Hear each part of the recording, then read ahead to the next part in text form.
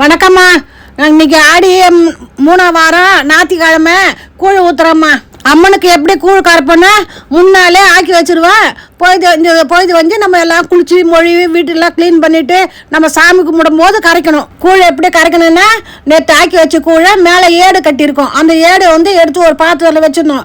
அப்புறம் இன்னொரு பாத்திரத்தில் அடியில் உப்பு போட்டு கூழ் அள்ளி போட்டு கட்டி இல்லாமல் கரைக்கணும்.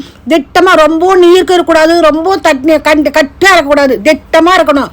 கரைச்சி அதை கூட ஒரு 4 டீஸ்பூன் 4 கரண்டி தயிர் எடுத்து போட்டு நல்லா கரைச்சிடணும். கரைச்சிட்டு வெங்காயம் வந்து பொடியை நெருக்கி வச்சுக்கணும்.